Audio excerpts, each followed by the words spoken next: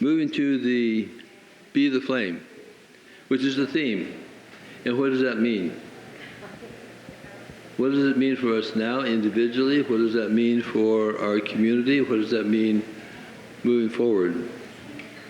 So we are very happy to have Will Wilkinson and Chris Harding, masters at what they do, to guide us next. Chris?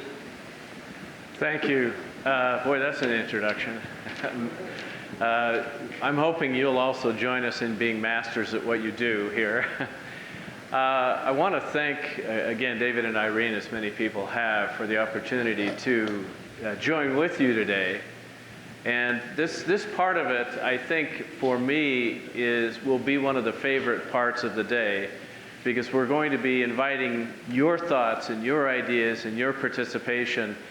A little bit later, in just a few moments, actually, we're going to be asking you to have conversations at your table groups. Some of you who are maybe sitting with smaller groups, we'd invite you, if you're game, to join a table with a few more people, just so you can have the diversity of that conversation. Before we get started, though, one thing I wanted to do was give Senora Chela a chance to speak with us. She's done a wonderful job, as people know, in creating this beautiful relationship with the sister city. So please, Senora Chela, feel free to come right up.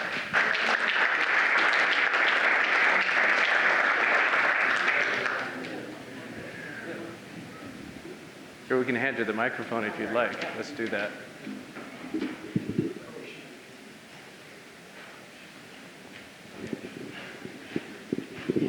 My thing was just to talk about Irene.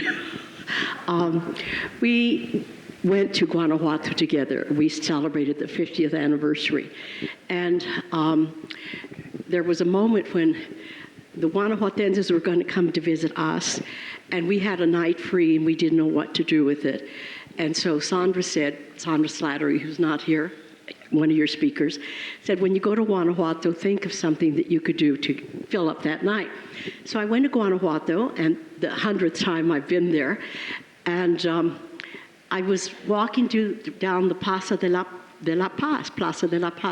It is the Plaza of Peace. And Guanajuato is the only one in Latin America that has this beautiful plaza dedicated to peace. And I thought, well, there it is, right in front of my eyes. Why didn't I see this before?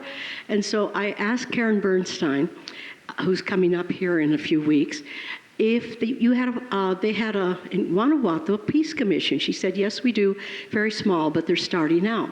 So I said, would you please call the person by phone and have her be here for our meeting that we were having? So she called her. She was there in 10 minutes, and within a half an hour, I had her coming to Ashland.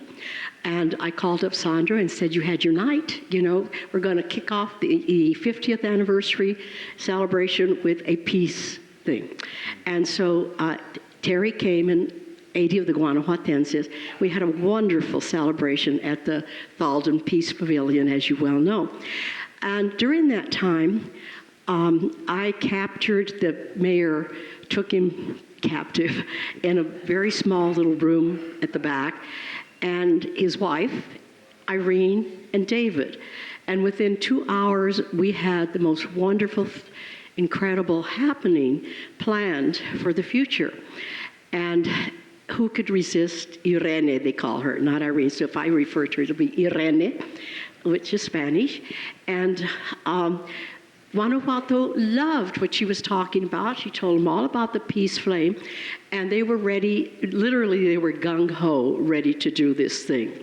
And it was just wonderful. Dennis Slattery came in and made some comments, and we were all just ready to go. So when we went down to Guanajuato, I'm going to take just another minute. I told you I wasn't going to talk long, but I am going to take another minute to fill in things. When we were in Guanajuato, we had 7 days of incredible, unbelievable, can't put your finger on it, out of this world, different universe, celebration. You can't explain the Guanajuatenses, you just have to be there and imbibe and participate. Well, one day did stand out, however, and this is the day that in the morning we went to their celebration of their not peace flame, but they lit the eternal flame of independence. And Dennis Slattery, who was substituting for the mayor at that time, went and we both lit the flame. Very patriotic, very beautiful, something that you see here in the 40s and 50s. True, unadulterated patriotism. Sang their national anthem. Everyone was just standing up and just having an incredible feeling of patriotism. There were at least 600 kids there that sang, and we all came out of there, the Ashland group, saying, my gosh, that was really a happening, wasn't it? Well, we were primed for what was going to happen. We turned the corner and walked up to the university, 6 or 7 blocks, and there were literally 1,500 students there from the Guanajuato schools with an American and a Mexican flag in their hand, saying, Viva Mexico, Viva Guanajuato.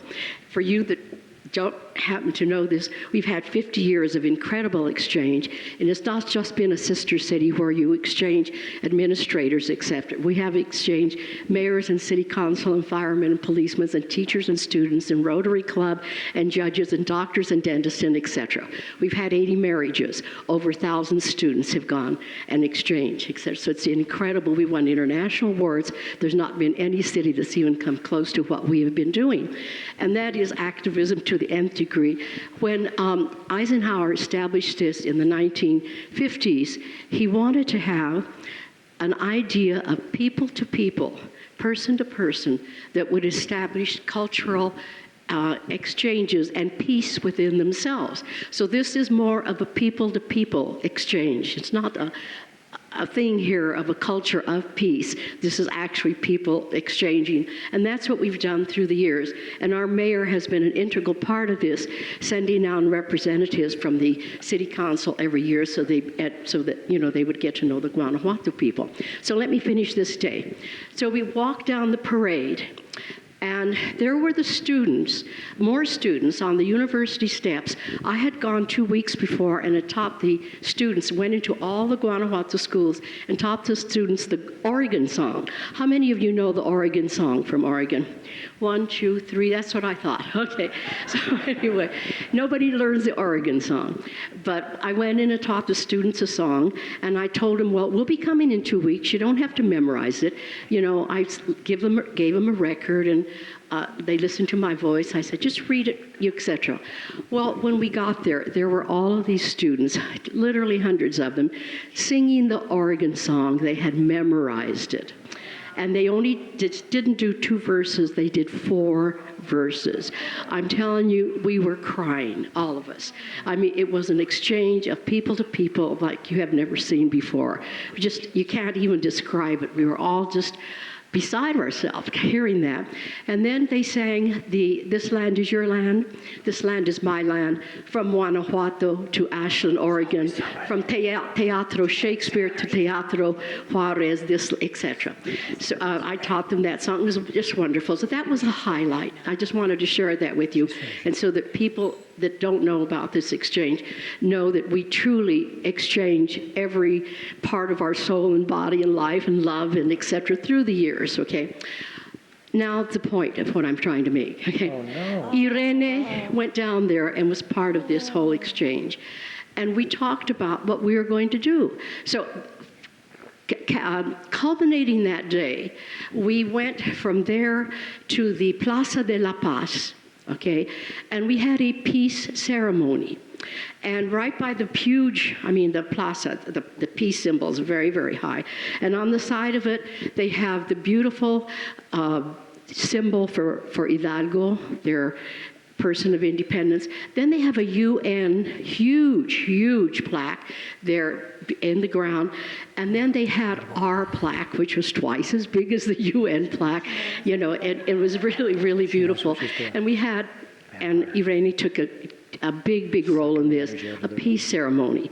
Well, what that led to is that we're getting ready for a peace flame, right? So we just want you to know, and this lovely person, please, you just don't know how energetic and how incredible she is. Along with David, I'm not leaving you out, but I worked with Irene, so come on up.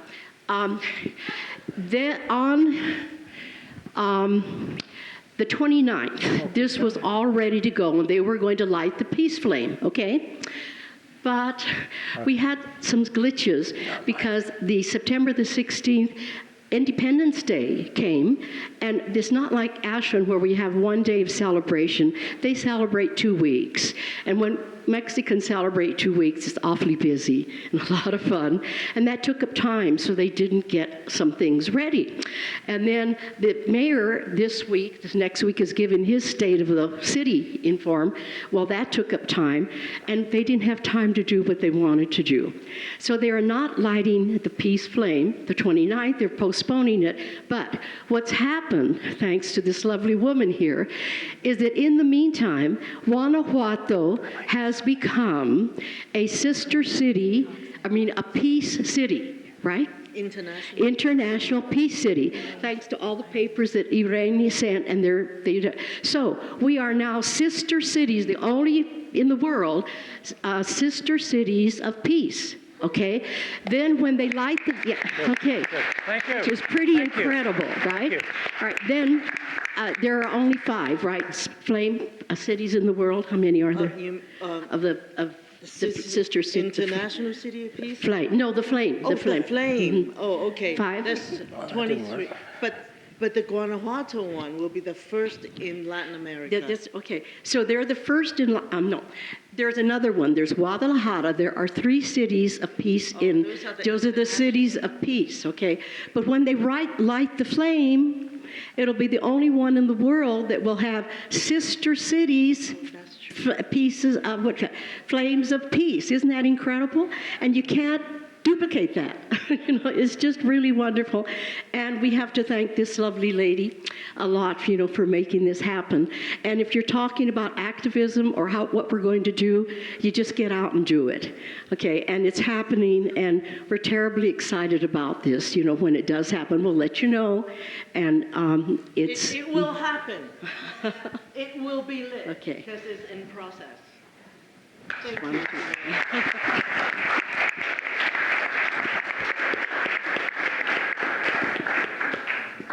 A lot of firsts happening here, and it's exciting to be part of that. Thank you.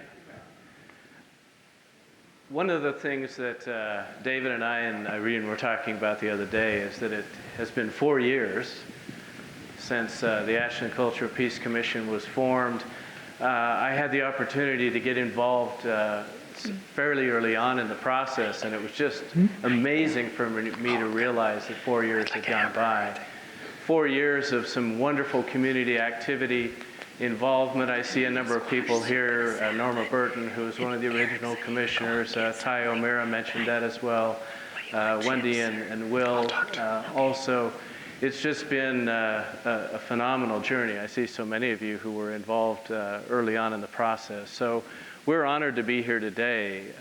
My business partner and I, Will, have been involved in an initiative ourselves called the Thriving Leadership Academy. And the whole idea behind that is something that intersects so well with the culture of peace. And it kind of goes to what Sheila was talking about on the panel, is that in order for us to truly be able to be at peace, we also need to know how to thrive in the circumstances we're in. And a lot of what Will and I work with organizations and people about is starting to realize that we are the creators of our own stories. We're the ones who craft our own narrative on a day-to-day basis. And so part of the invitation, and I heard the term of stories used many times today, is what is the story of peace that you want to live out? What is the story of peace that I can live? And that each day when we get up and we intersect with all the different people we encounter, how is it that we can turn that encounter into a story of peace, into a story of thriving together? And that's something that the more we start to realize that we are in charge of our own narrative. There are tons of things we can't control. Absolutely. But we always have a choice as to how we're going to respond. I loved Rabbi Zaslow's comments about working through differences and listening. When we encounter someone who disagrees with us, who has a different point of view, we get to choose what we want that moment to be like from our end. We get to determine what experience we want to create together.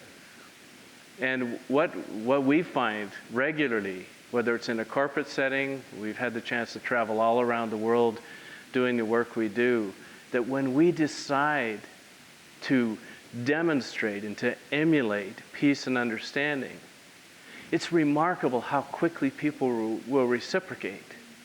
Once they realize it's safe, that that's what's being invited. We've done so much study with brain research and our neurobiology, and recognizing that as human beings we have this incredible mechanism that they've discovered only recently in the year 2000, that we have what's called a mirror neuron network. What that means is you can feel what I'm feeling. I can feel what you're feeling. And so if you think about it, if we are emulating peace, if we are being flames of peace, people can actually feel that. And what they realize now through research is that when we are emulating that powerfully, unless somebody's really resisting, their heart rhythms, literally, and their EEG, their brain waves, will literally sync up with that same frequency, with that same sense of peace and compassion. So in every instant we're in, we are remarkably powerful. We do have the ability to define our narratives and the experience around us much more than we may realize. And so the invitation is, if we take ownership of that, controlling what we can control, influencing where we can, we'll have such a remarkable ability to create change. And I loved some of the stories that were shared from the panels today about how even in the face of what seemed like maybe insurmountable odds, we had change. There's a number of us in the room who've been involved in diversity. I'm looking back here, Kay, at you, Will, our other partner in the process, Hilda Montenegro Fix, who I know has, I think, worked with the Shakespeare Festival as well. One of the things that we've learned as we've been advocates for diversity and inclusion around the world with different companies is that when we understand each other's differences and really start to lean into those, what inevitably happens is that we become more intelligent together. Because of the different perspectives that we have, because of the experiences that we bring, literally the group, and they've proven this through numerous research studies, the group itself actually becomes more intelligent, creating better solutions and better understanding future consequences. So the process of inclusion, which was talked about multiple times from the panels and speakers today, the process of inclusion not only creates a richer experience for us, not only creates more honor and a better welcoming spirit, but it literally increases the capacity of our hearts together and literally makes us smarter. So as we're doing the work that Will and I do, it's an honor for us to be able to go into organizations and help them learn, how do you create a thriving culture of peace, even, or maybe even especially, in challenging times. So what we're going to do is I'm going to have Will lead you into an exercise here where we're going to have you sharing with each other your experiences and what's inspired you today. Thanks, Chris. Man, it is so great to have someone like Chris to work with. So if you look around the room, we see that there's fewer people here now than there were originally. So we've concentrated down into what I'd call a critical mass of the real keeners. And I know some had other commitments they needed to leave for, but we leave to attend to. But we're the ones now who are tasked with really the most important part of the day, which is to move through applying the theory that we've heard and the stories to integrate it into ourselves so that we can come out with actions. Because if we don't take action, nothing changes. If we just try to take action without vision, that's pretty frustrating. But the two need to marry together.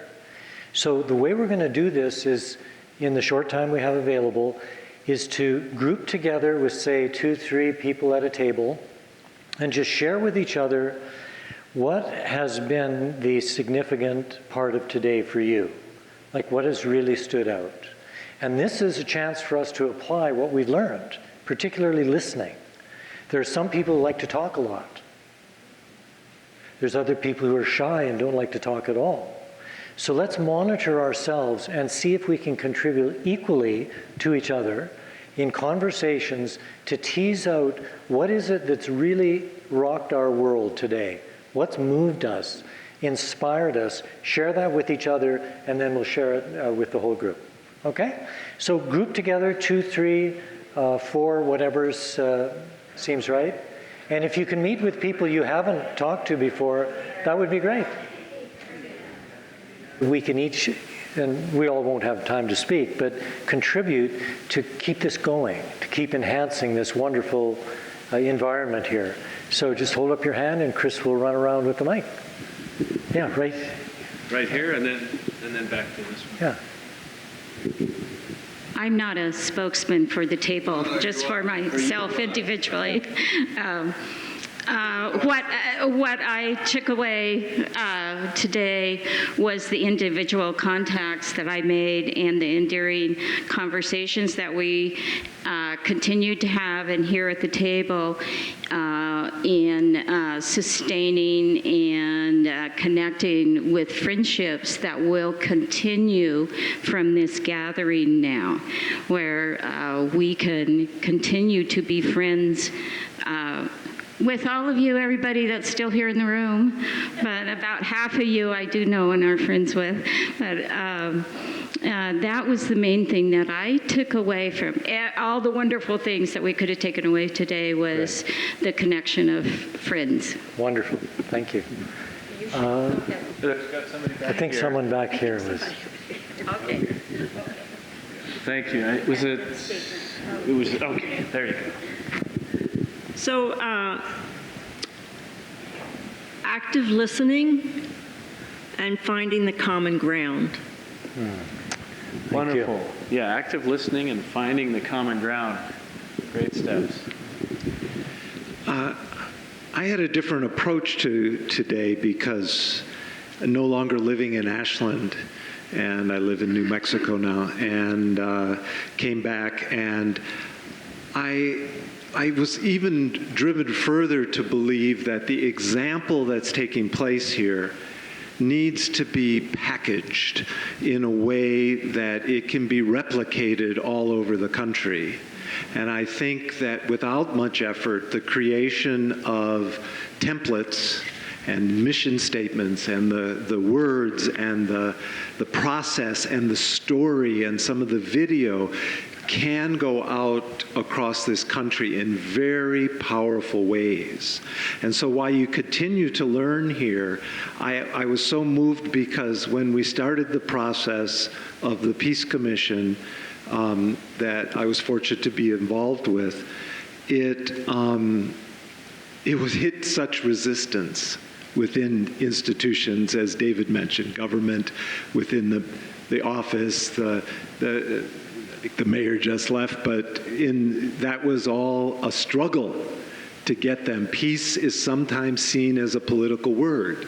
And what you've been able to do here, and you just rejoice in the notion that what you've been able to do here is create a story that's different from the norm, but also to have brought people and institutions along where they talk culture of peace, and put peace in a whole different context.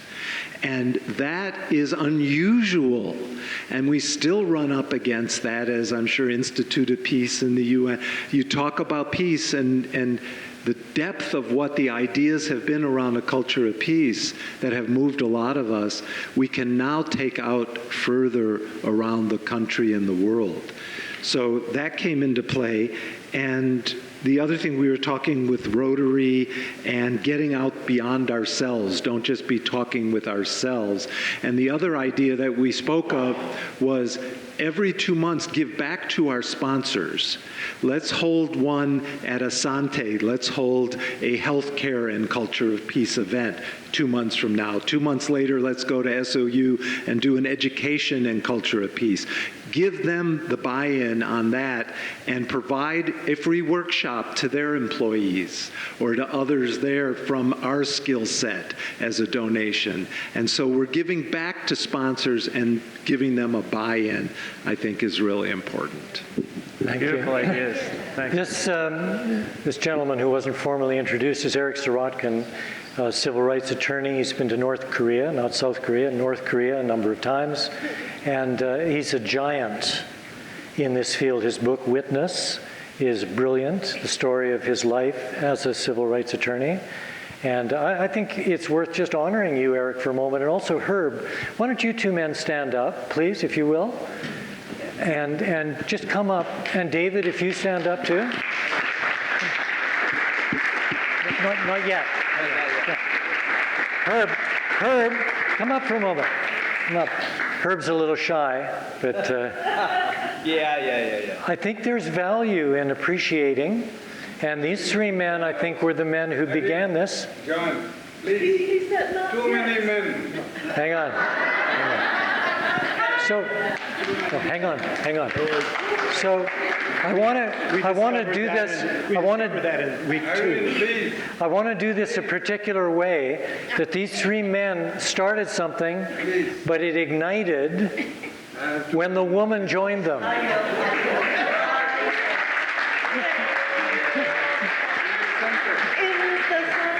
So for those men of us in the room, much as we love doing stuff, let's learn from this that when the woman joined the men, things ignited. So thank you so much for what you've done.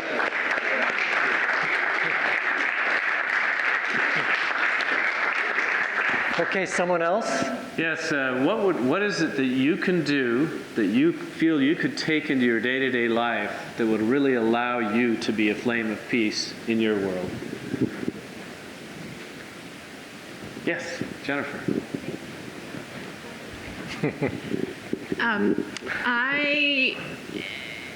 What struck me, I have 3 children, and what struck me was that throughout their education, they probably won't learn about the work of the United Nations and how that wasn't part of my education. And it just, I mean, these conversations made me really want to just speak to them on a daily basis and teach them about the work that's happening globally. And I was also struck by, a number of us were at our table, by, we've always seen peace is so, it's hard to wrap your mind around it sometimes, and it's abstract. And when the presenters presented it as something that could be built next to the infrastructure of the military, it just dawned on me for the very first time that the most powerful infrastructure that we have is the military, and it should be the infrastructure for peace. So I'm excited to educate our kids and get them involved however I can. Thank you. You know, I want to mention, I keep looking over and seeing Jack's smiling face here, and every time I see you, I think of all the assistance you've provided for ACPC, and it's just a sign of how many people in this community have been such a part of this. So, thank you. Yes. speaking of board members and people who participated. My name is Louise Paré, and two things really impacted me a lot today. I grew up in this valley. I grew up 10 miles outside of Grants Pass on a small 6-acre farm. My father worked in the lumber mills when there were lumber mills. And my first experiences of discrimination were in this valley. My mother was Ukrainian. My father was French-Canadian. I have an accent on my name. She made yogurt because that was part of her culture. She made brown bread. That was part of her culture. And I would go to school and I would get made fun of a lot because of that. I couldn't wait to get away from the local area because I didn't know that we were poor. I never felt that at home. But all of that discrimination did not make me value the local place. So when I have gone through a lot of my own work and stuff, that's still an edge for me when I begin to hear people talk about the local. And today was just such a healing again, because I believe in that whole local to global, and I don't believe in it. I've experienced the power of that. So I'm grateful for the opportunity to heal more deeply with that. A second experience I had today, and Joshua, I hope I don't put you on the spot, but during one of our breaks, I was over getting coffee, and I asked Joshua, who's sitting over at the table there, well, why did you come here? Not knowing anything about where Joshua came from. And I was just so moved to learn that some of our volunteers came from Portland, came down from Portland to work on this conference as a volunteer. And I'd just like to say, Joshua, would you tell them what you're connected with and what brought you down here? Yes, so I actually reside in Buddhism, and I'm a part of an organization called the Soka Gaikai. And our mentor, Saku Ikeda, is friends with the ambassador, and they have done some work together. And so as a way of honoring the work they have done together and our mentor, we just wanted to be a part of just all the great work that's happening down in Ashland. And, one of the commitments, I've made to myself and to my mentor that, through my own life, that I will become a advocate, for peace. And as a lot of people were saying today, that it starts within our families. And so within my own life, I'm trying to work towards making that inner transformation and really to inspire and encourage other people to make that vow within their own lives as well. And so I truly thank you all so much for all the work that you guys do in your local communities. One of the things that, I saw today through all the speakers was just all of them have demonstrated their power of influence. And that really made me think about the influences that I have, just within my family and my personal communities. And that's how I'm really going to go back and, try to strive more than ever to ensure that we're all creating a culture of peace. So thank you.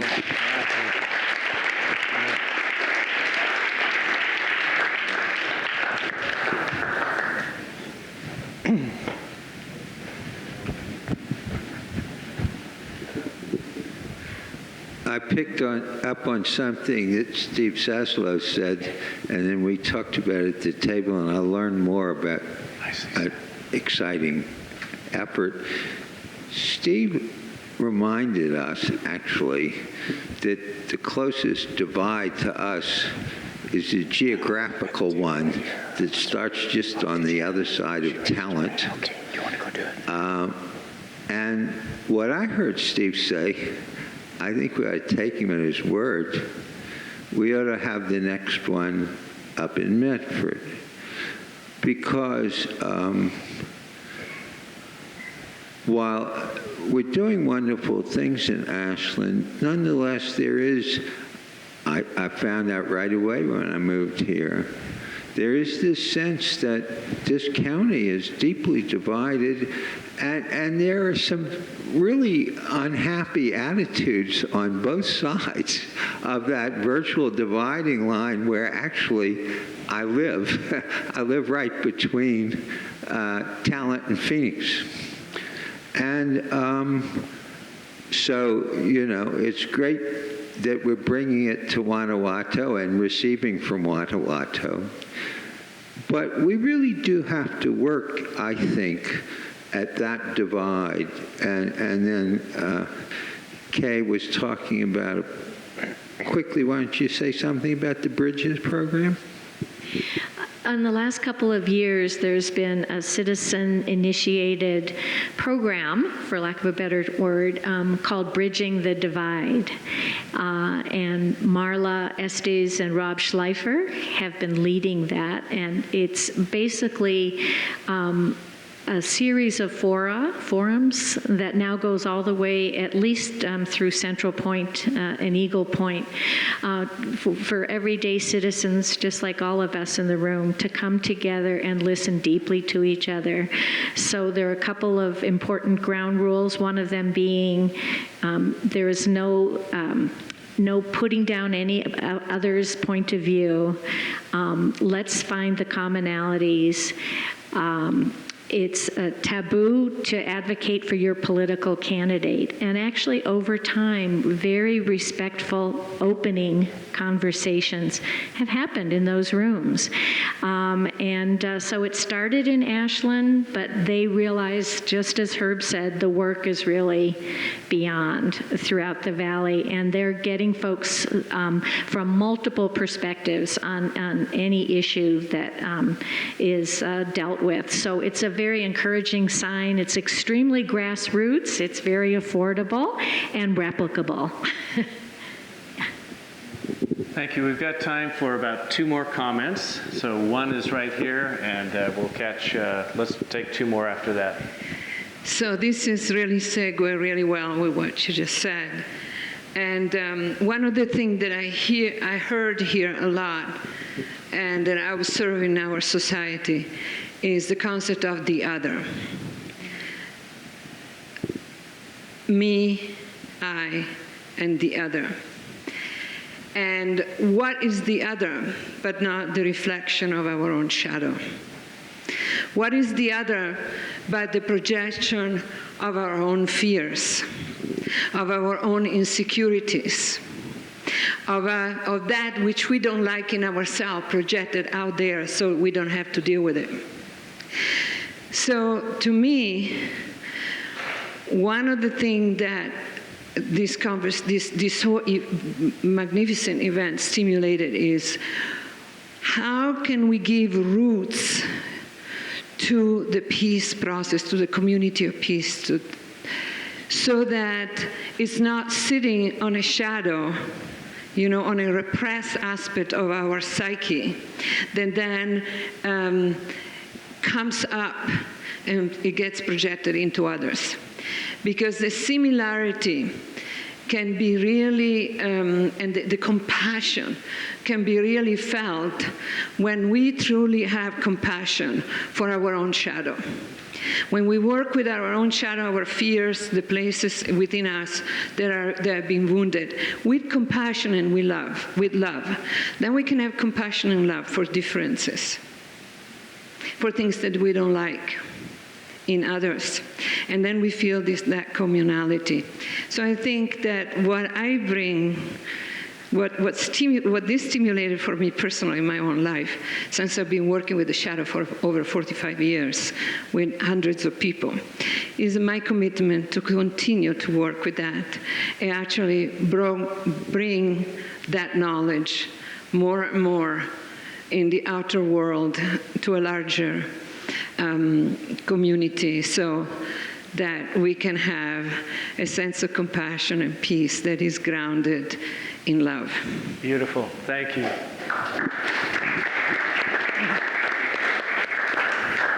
Yeah, I totally agree with all of that. I think there's Ambassador Chowdhury said it very briefly about transforming the negatives into positives, and one of the speakers had was talking about how these guerrilla fighters in their truth tribunals mapped out the positives and the negatives in their life. And I do think transforming those negatives transforming poison into medicine, not just negating them and not getting just to like ground zero where everything's okay, but actually expanding oneself through embracing the shadow or the other. And I think what is being done here is so extraordinary. I think, creating these institutions, like your buildings, where people can meet, these institutions of peace and institutions of education, like Kelly and others here, creates this fertile ground where we can actually do that inner work and see it manifest collectively. Orwell said that those who control the history control the present, or control the past control the present. And I love, it seems like this whole process is about reclaiming a kind of a lost history and educating and creating something, the foundation for this new humanity. So this has been beautiful. Okay. Thank you so much. In just a moment, we're going to have one more comment here, and then we're going to have Irene lead us in a really beautiful ceremony. Thank you. Hi, I'm Martin Jones from Eugene, and I work with a small group of remnants of Beyond War down there. From today's conference, I feel emboldened and really inspired, and I feel like I'm with my tribe, and thank you very much. I think the good news about our tribe is that it's open to anyone, and we're not against any other tribe. So I'll use tribe in that sense. The thing that I will come away with is to think big from today, and also the fact that, and it's been alluded to, but never really spoken to very directly, that the intimate relationship between the two greatest threats to us today, the two greatest existential threats, which are climate change and war, which could degenerate to nuclear war, and the incredible interrelationship and connectedness of those two things. And for my own sake, I think, I've been speaking to Rotary clubs and others, and we've been trying to get the word out about peace and what we can do to avoid war.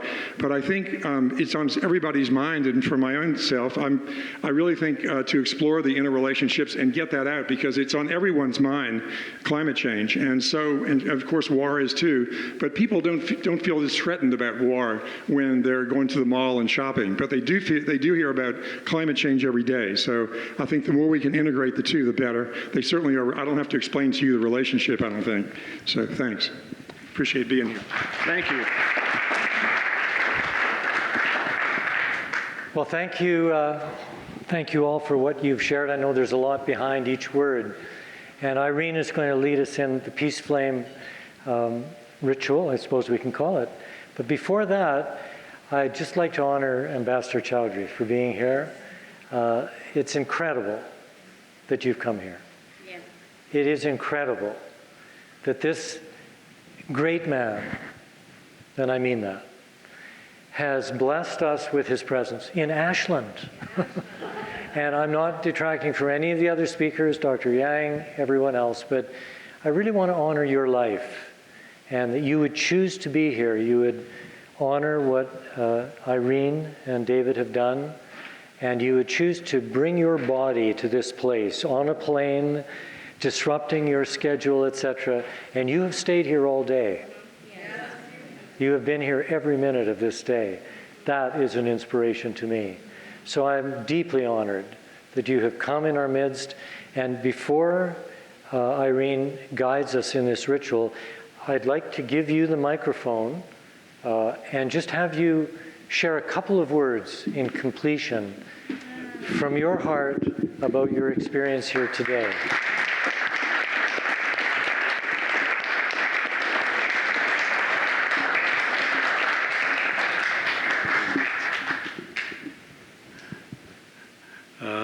Mr. Wilkinson, thank you very much. As I told you, I am taking home my knowledge of how you handle as a moderator these panels. It's amazing. And you have done a great job. Thank you. And I am very, very... Yes. I think that's those of us who moderate should learn from you. You asked me to say a few words. What I can say that we were discussing here, I think this is a moment or a day of big encouragement for me to see personally here in panels people from all parts of the society or the community coming together and talking about the culture of peace. As Mr. Sorotkin had mentioned that to hear, sorry, I mispronounced your last name, Eric. So I am going with the same feeling. He had known the background, but I didn't. But whatever I have seen today is amazing. Teacher, policeman, spiritual person, all kinds of people, politicians, everybody talking about the culture of peace. This is such a spirit uplifting moment for me. This is a big gift I get for the 20 years of work. Wow. So that is what I believe that I am taking to. Because here is truly this phrase that we use, local to global. Yeah.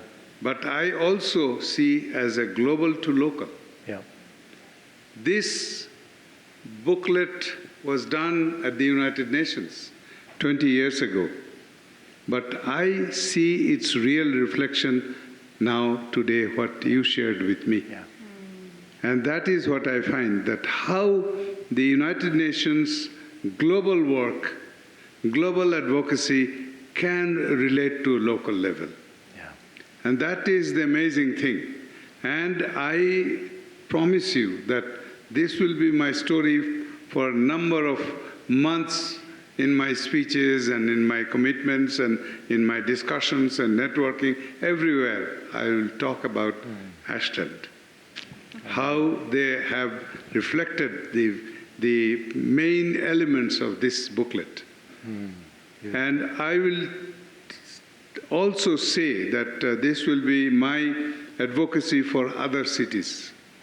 I visit many cities and I will tell them. And I have a big challenge for you, that live up to what we heard today from all of you. Make it sustainable in your community, and you will get global attention. I think that is what is in store, and I pray for it, hope for it. We have to all work for it, and it will be coming. The world will recognize your very committed, in a low-profile way you have worked, but in a very substantive way.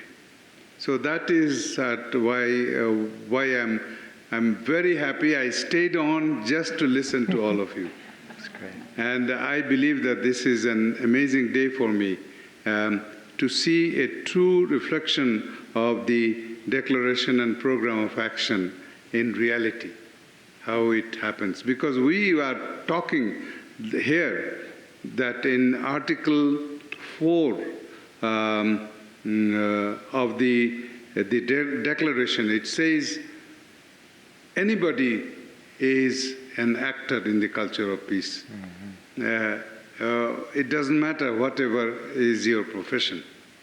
Everybody, because we as individuals are committed to this document. So I believe that this is a wonderful moment for me to get this opportunity to say thank you to all of you. Thank you to ACPC. Thank you to David and Irene, all of you. Because David and Irene couldn't do it just by themselves. All of you supported them, encouraged them, given your support, your participation in the process. That is how they brought it together. And I think in terms of the content, maybe we do not have many countries or communities communities maybe, but many parts of the world not represented in a Ashland Global Peace Conference. But in terms of substance, in terms of the contents of the conference, it was truly global. Yeah. Thank you, thank you, thank you. Thank you.